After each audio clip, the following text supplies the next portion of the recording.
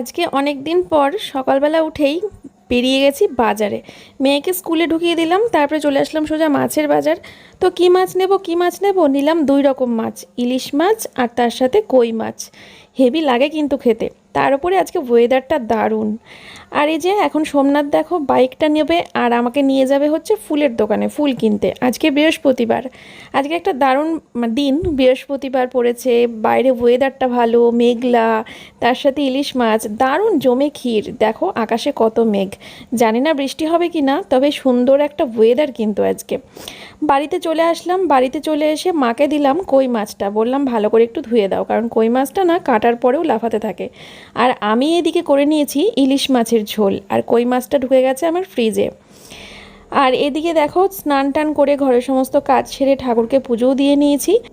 তোমাদের যদি আমার মিনি ব্লগ ভালো লাগে অবশ্যই কমেন্টে জানিও।